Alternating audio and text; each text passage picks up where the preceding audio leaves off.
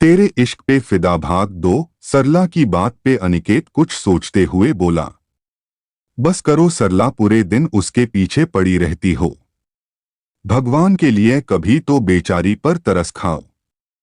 बिन माँ बाप की बच्ची है। देखो जी, सीधे से कह देती हूँ, ये ड्रामे मेरे सामने नहीं चलेंगे। और मेरा घर है, कोई धर्मशाला नहीं जिसको चाहे उठा के ले आओ और फिर उस पे तरस खाओ। मैंने तभी मना करा था, लेकिन मरे हुए भाई बहन का प्यार जागा था आपके दिल में। अब यहां लाके उस पे एहसान कर तो दिया है। आगे मुझसे कोई उम्मीद ना रखना, और मैं कहूंगी तो फिर मुझे कहोगे गरीब बिन माँ बाप की। इसलिए अपनी लाडली भतीजी को समझा देना, कहीं उसका चक्कर ही बॉस के साथ ना चल रहा हो। बस कर जाओ सरला। अनिकेत ने अब गुस्से से हाथ उठा के सरला को आगे बोलने से मना करा तो सरला गुस्से में चादर सर से पैर तक तान के लेट गई। अगली सुबह हीर की आंख ठीक टाइम पे खुली थी। हीर ने टाइम देखा, सुबह के 7 बजे थे। हीर पहले तैयार हुई, फिर अपना दुपट्टा उठा के बाहर आ गई। बाहर अभी चाचा जी ही जागे थे।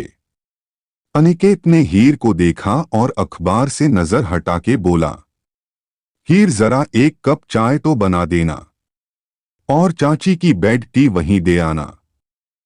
हीर ने खामोशी से हाँ में गर्दन हिलाई और चुपचाप अपना काम करने लगी। हीर ने पहले एक कप चाय अनिकेत को दी और दूसरा कप सरला के लिए लेके उसके कमरे की तरफ चली गई। हीर ने सरला की साइड टेबल पे चाय रखी और जैसे ही मुड़ने लगी, चाची ने उसको रोक लिया। आजकल जब बॉस घर तक छोड़ने आने लगे हैं तो बॉस से फिर सैलरी भी बढ़वा लो। आखिर तुम्हारे तो बाएं हाथ का खेल है। चाची की बात पे हीर तड़प उठी। चाची ने उसको एक ही दिन में कितना सस्ता समझ लिया था। हीर ने अपनी भारी घनी पलके ऊपर उठाई और धीरे से बोली, चाची, मैंने कभी अपने मुंह से सर को सैलरी बढ़ाने को नहीं कहा, और जो मुझे मिलती है वो बहुत है। मैं ये सब करके अपनी ही नजरों में गिर जाऊंगी। मुझे माफ कर दीजिए चाची। अच्छा, बात तो ऐसे कर रही हो जैसे बहुत बड़े बाप की बेटी हो। आज जब आओगी अपने उस बॉस से सैलरी की बात कर लेना। हमारे सर नहीं है तुझे पालें। तेरे मरे हुए माँ बाप तुझे हमारे सर मर गए। और अगर सैलरी नहीं बढ़वा सकती तो कम से कम लोन मांग लेना। रिया को देखने लड़के वाले आ रहे हैं और उनके खर्चे में भी पैसा लगेगा। अब तू ही कमाती है तो रिया को बहन समझ के ही जरा बहुत करने का तो तेरा फर्ज बनता ही है। चाची की बात पे हीर दिल मसोस के रह गई थी। आखिर क्या कहती अपनी चाची से जो उसकी सैलरी पे ऐश करके भी उसको सिर्फ ये कह रही थी। उसने क्या खर्च किया है उन पे। हीर को पता था इस बार भी उसके पैसे ब्यूटी पार्लर वाली पे लगने थे, जिससे कुछ फायदा नहीं होना था। हीर ने चाची को एक आखिरी बार देखा। शायद उनको हीर की मासूम शक्ल पे थोड़ा सा तो रहम आ जाए, लेकिन सरला से कोई भी उम्मीद करना बेकार था। हीर ने टाइम देखा, 8 बजे थे। हीर का अब नाश्ता करने का मन नहीं था। उसको इस एहसास ने ही शर्मसार कर दिया था। आखिर देव का सामना कैसे करती, क्या कहती उसको। इतनी सैलरी के बाद भी लोन की क्या जरूरत पड़ गई थी। हीर ने अपना हैंड बैग उठाया और घर से बाहर निकल गई। मुंबई की बारिश का भी पता नहीं था, आए दिन हो जाती थी। हीर के पास छाता भी नहीं था और आज ऑटो भी नहीं मिला था। हीर अपने सर पे अपना कॉटन का पतला सा दुपट्टा लिए चल रही थी जब किसी ने उसके बहुत करीब आके गाड़ी का हॉर्न बजाया था। हीर ने पलट के देखा, बहुत महंगी काली गाड़ी का शीशा नीचे हुआ और हीर को देव का हैंडसम चेहरा नजर आया। देव आंखों पे चश्मा लगाए उसको ही देख रहा था। हीर का सफेद रंग सर्दी के चलते अब गुलाबी हो गया था। उसकी नाक लाल हो रही थी, जो और भी सुंदर लग रही थी। हीर को देख के देव उसके पास गाड़ी लाके बोला, चलिए मिस हीर, अंदर आइए। हीर हमेशा देव को देखने से बचती थी क्योंकि देव इतना हैंडसम था। लड़कियां उसके आगे पीछे घूमती थी, लेकिन उस देव को मासूम सी हीर पसंद आई थी। नहीं सर, मैं चली जाऊंगी, ऑफिस थोड़ी ही दूर है। हीर ने ये बात भी देव को देख के नहीं बोली थी। देव के चेहरे पे एक गहरी मुस्कान आ गई। देव ने फिर से हीर को देखा और इस बार थोड़ा गुस्से से बोला, मिस हीर, ये मेरा ऑर्डर है, गाड़ी में आइए अभी। देव से हीर की हालत बिल्कुल नहीं देखी जा रही थी और ऊपर से सड़क पे चलने वाले लोग हीर को किसी प्यासे की तरह देख रहे थे। हीर को भी अपने आसपास देख के एहसास हुआ तो वो एक सेकंड में देव के बराबर में आके बैठ गई। मिस हीर, लगता है आपको बात थोड़ा देर से समझ आती है। ऐसा मुझसे मिलके हुआ है या बचपन से ही आप ऐसी हैं? न, न, नहीं तो सर, फिर से देव के सामने आके हीर की जुबान को ब्रेक लग गए थे। देव का चार्म ही ऐसा था। वो सामने वाले की चोरी पकड़ने में माहिर था। हीर को हकलाता देख देव फिर से बड़े प्यार से बोला था, तो मिस हीर, अभी तक तो आप ऑफिस पहुंचने के लिए तैयार थी, लेकिन आपको काम पता देख मुझे तो ऐसा नहीं लगता। देव की बात पे हीर ने खुद पे गौर करा। तब जाके उसको समझ आया वो कितनी बुरी तरह कांप रही थी। जबकि देव की गाड़ी का हीटर ऑन था। हीर ने अब शर्मिंदा सा होके, हीर को अब देव से बहुत ज्यादा शर्म आ रही थी। नहीं सर, बस शायद हल्की सी सर्दी लग गई। देव ने हीर को अभी तक देखा नहीं था, उसकी नजरें सामने की तरफ थी। कोई बात नहीं मिस हीर, ऑफिस जाके चेंज कर लेना। देव की बात पे हीर अपने हाथों की उंगलियां मोड़ने लगी। देव की गाड़ी में उसके परफ्यूम की एक अलग सी महक थी।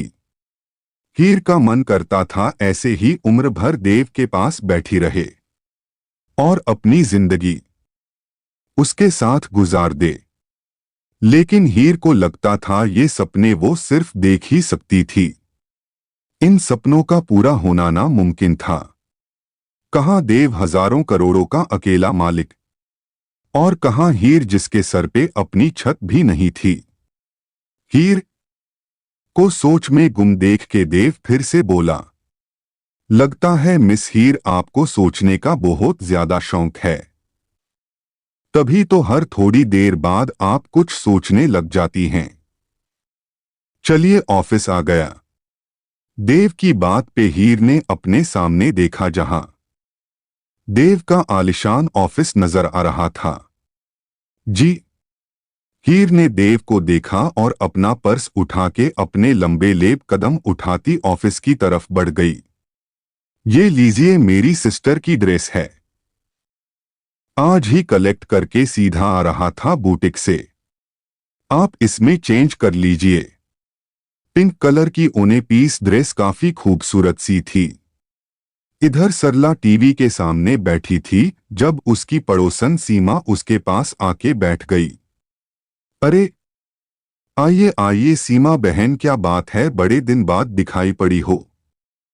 सरला की बात पे सीमा उसके पास बैठते हुए बोली, बस क्या बताऊं सरला, टाइम ही नहीं मिलता। तुम बताओ, आजकल तो बड़े अमीर लोगों के घरों में चक्कर लग रहे हैं। सीमा का इशारा रिया की ससुराल वालों की तरफ था। सीमा की बात पे सरला के बदन में आग लग गई। सरला गुस्से से बोली, क्या करूं सीमा, मेरी बेटी रिया है ही इतनी सुंदर और गुणवान, जो देखता है रिश्ता मांगने आ जाता है। अब मैंने तो बहुत मना करा था। बताओ अभी उम्र ही क्या है बच्ची की, लेकिन वो लोग माने नहीं। सरला ने साफ झूठ बोला था। वैसे तुम्हें बुरी तो लगेगी सरला बहन, लेकिन समाज का भी तो ख्याल करना चाहिए। बताओ, बड़ी लड़की है घर में, भले ही अनिकेत भाई साहब के भाई की बेटी है, लेकिन है तुम्हारा ही खून, पहले तो उसकी शादी करनी चाहिए थी। रिया तो फिर भी छोटी थी।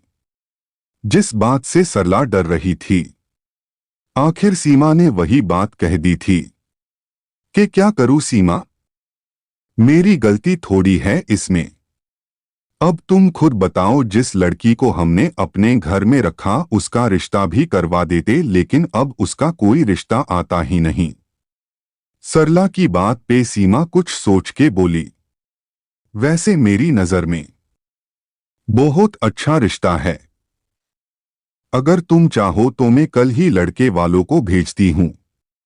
अच्छा खाता कमाता है लड़का और बड़ी अच्छी फैमिली है। हीर के लिए सही रहेगा। बिल्कुल नहीं सीमा, हमसे दुनिया के ताने नहीं सुने जाएंगे। जवान लड़की है।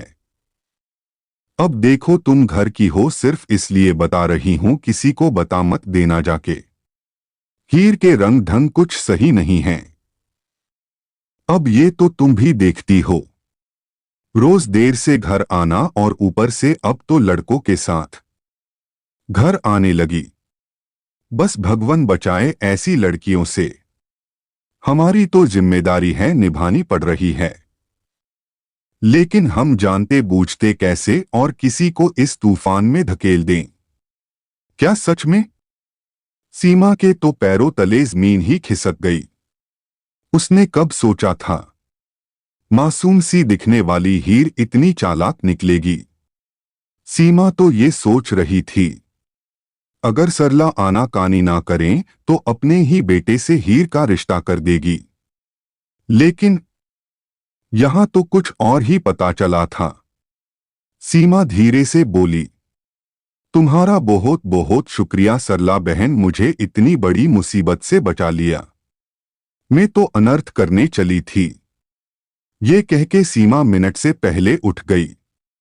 सरला मुस्कुरा के बोली, अरे सीमा बहन, चाय तो पीती जाओ, लेकिन सीमा ने एक नहीं सुनी।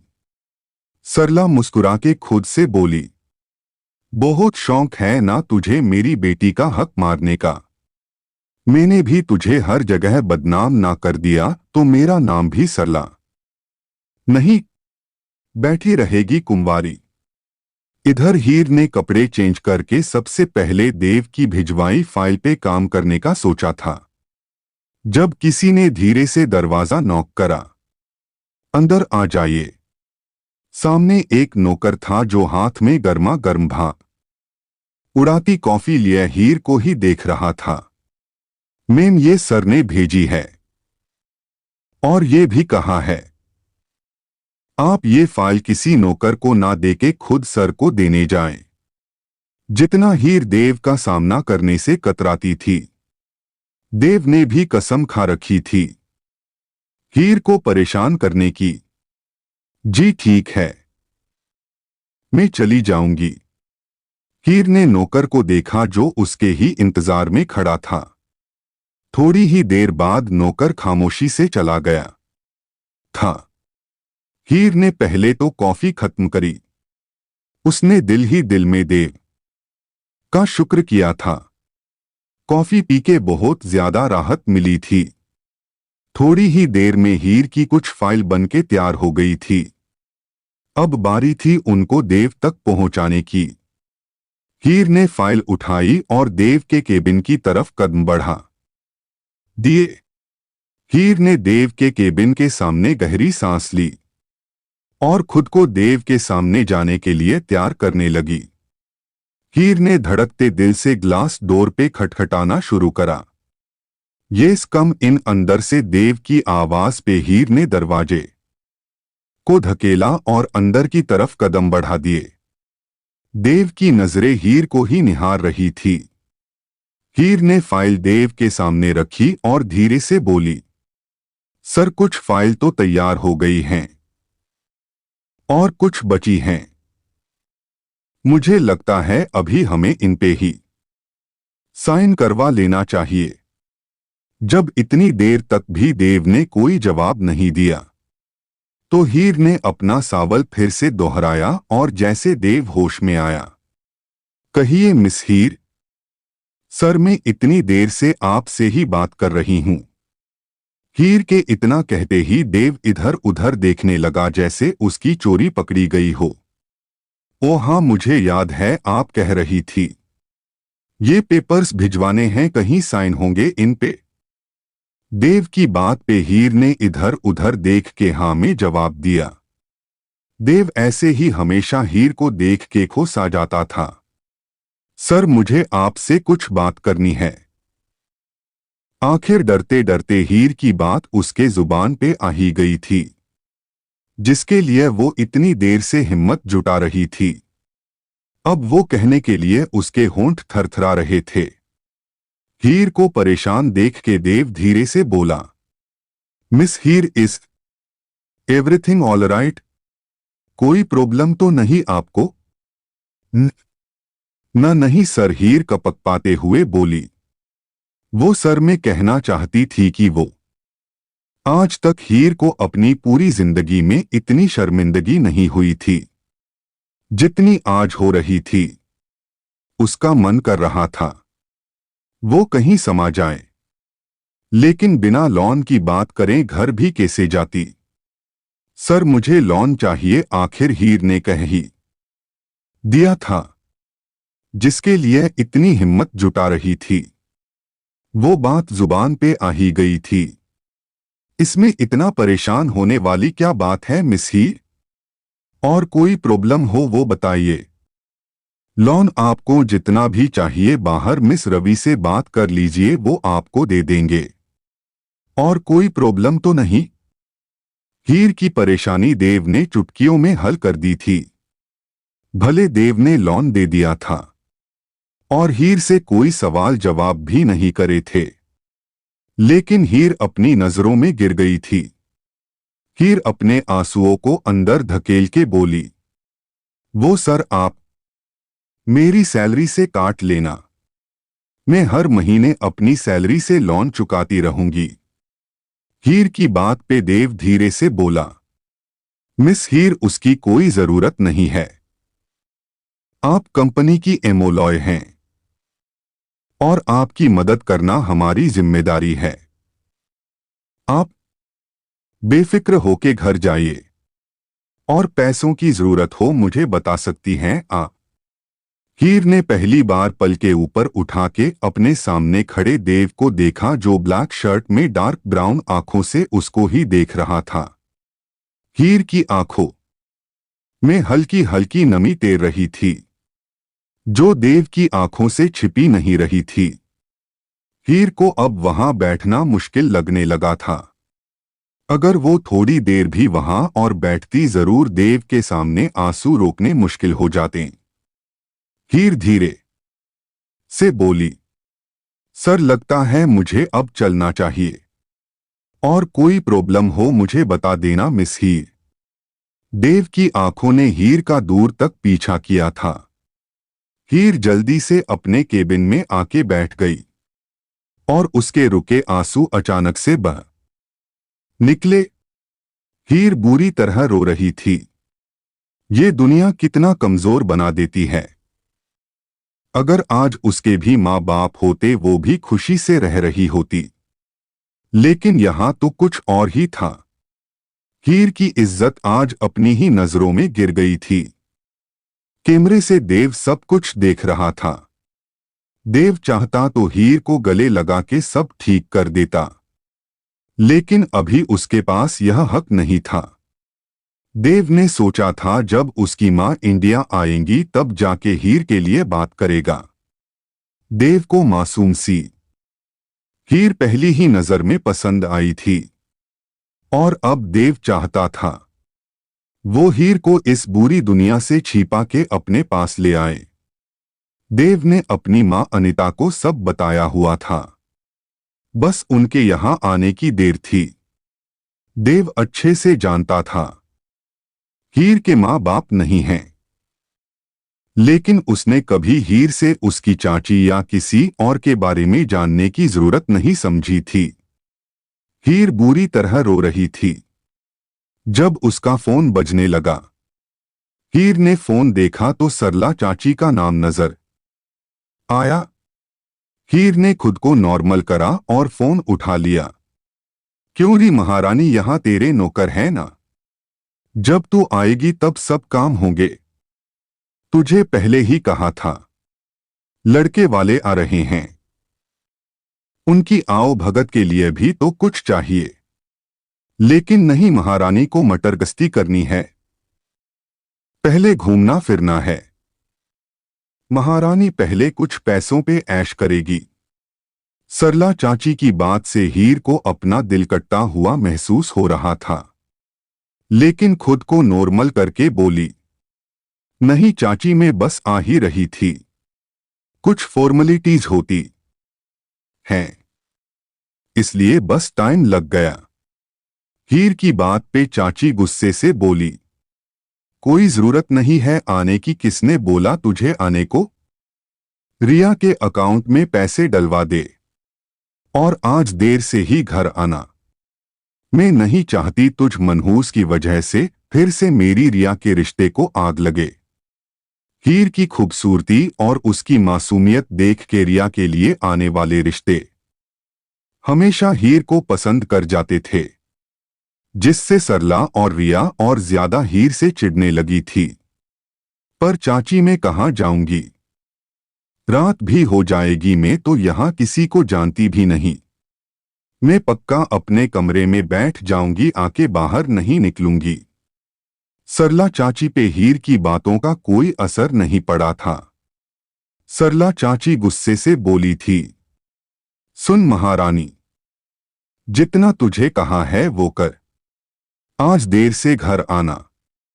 और जब कल अपने बॉस के साथ आशिकी करके आई थी, कल तो तुझे कहीं डर नहीं लगा, अब क्या आफत आ गई तुझ पे? पैसे भिजवा देना। ये कह के सरला चाची ने हीर की सुने बिना फोन काट दिया और हीर की रही सही हिम्मत अब टूट चुकी थी। हीर बुरी तरह रो रही थी, अब उसकी आंखें लाल हो चुकी थी। देव से अब हीर का रोना बिल्कुल बर्दाश्त नहीं हो रहा था। देव ने अपने केबिन का दरवाजा खोला और हीर के केबिन की तरफ बढ़ गया। हीर की आंखें लाल हो चुकी थीं, उसका गोरा रंग रोने की वजह से लाल पड़ा हुआ था। तभी देव ने जैसे ही दरवाजा खोला, हीर ने अपने आंसू साफ करे। हीर को बिल्कुल भी देव के यहां आने की उम्मीद नहीं थी। हीर इधर उधर देख के बोली, सर आप यहां? देव ने हीर की आंखों में देखा, तुम ठीक हो हीर? हीर को कोई भी जवाब नहीं सूझ रहा था। शायद वो यही चाहती थी। देव के पूछते ही हीर उसके गले से लग के फूट फूट के रो पड़ी। देव भी अचानक हीर के इतने करीब आने से अनजान था, लेकिन देव ने सिचुएशन को संभाल के हीर के आसपास अपनी बाहों का घेरा फैला लिया। शश शश, कुछ नहीं हुआ। देव हीर की पीठ पे हाथ फेर के बोला। हीर का रोना उसको तकलीफ दे रहा था। देव बिल्कुल भी हीर को खुद से अलग नहीं करना चाहता था। थोड़ी ही देर में हीर को अंदाजा हुआ वो क्या कर रही है। हीर धीरे से देव से अलग हुई। I am really sorry sir, पता नहीं मुझे अचानक से क्या हुआ। देव हीर की आंखों में झांक के बोला, अब तुम मुझे बताओगी क्या हुआ? हीर ने देव की तरफ से अपनी आंखें फेरी और कुछ सोचती हुई बोली, वो सर बस माँ पापा की याद आ गई थी। देव अच्छे से जानता था हीर बिल्कुल झूठ बोल रही हैं क्योंकि उसने अभी देखा था। किसी के कॉल आने के बाद ही हीर रोने लगी थी। सर, क्या मैं आज लेट तक यहाँ काम कर सकती हूँ? हीर की दूसरी बात भी हैरान कर देने वाली थी, लेकिन मिस हीर ऑफिस 7 बजे तक बिल्कुल बंद हो जाता है और आप अकेली यहाँ पे क्या करेंगी? सर, मैं काम करूंगी और मेरी कुछ फाइल्स अभी कंप्लीट नहीं हुई हैं और हमें कल दिल्ली वाली कंपनी में पेपर्स भिजवाने हैं। आज ही कंप्लीट कर लूंगी। हीर एक और नया बहाना बनाती बोली। ओक मिस हीर, तुम जब तक चाहो यहाँ काम कर सकती हो। जी थैंक्स सर। हीर देव की शुक्र भरी नजरों से देख के बोली। देव ने हीर को देखा और वहां से चला गया। देव का मन था हीर से उसके रोने का राज पूछे। देव के बाहर आते ही एक नौकर हाथ में कॉफी और सैंडविच लिए अंदर आ गया था। उस नौकर ने कोई बात नहीं करी थी। नौकर ने सैंडविच और कॉफी हीर के सामने बाली टेबल पे रखी और धीरे से बोला, ये सर ने भिजवाई है। इतना कह के वो नौकर रुका नहीं था। हीर के चेहरे पे हल्की सी मुस्कुराहट फैल गई। हीर के अकाउंट में देव ने पैसे डलवा दिए थे, जिनको हीर ने रिया के अकाउंट में ट्रांसफर कर दिया था। इधर सरला चाची बौखलाई बौखलाई फिर रही थी। रिया, उस महारानी ने पैसे भिजवाए कि नहीं? रिया ने अपना फोन देखा जहां मैसेज आया हुआ था। हाँ, में आ गए पैसे। पैसों की बात सुन के सरला के चेहरे पे लंबी सी मुस्कान आई थी। जा तू पहले जाके अपना मुंह पुथवा के आ। मैं जरा उस सोहम को भेज के कुछ सामान मंगवाती हूं। रिया पैसों को देखते ही ब्यूटी पार्लर की तरफ भागी थी। इधर सरला ने थोड़ी ही देर में सब कुछ मंगवा लिया था। मेहमान आ चुके थे, जिनमें एक मां और बेटा था। सरला ने बड़ी मुस्कान के साथ दोनों को डोट बैठाया। अरे आइए आइए, बैठिए, बताइए सब सही रहा ना? आने में कोई तकलीफ तो नहीं हुई? सरला बड़े दोस्ताने अंदाज में पूछ रही थी। नहीं नहीं बहन जी, कैसी तकलीफ भला, आपको तो यहां सब ही जानते हैं। बस बहन जी, अब सब्र नहीं हो रहा, जल्दी से पहले बेटी दिखाइए बस। वो औरत आसपास नजर दौड़ाते हुए बोली थी।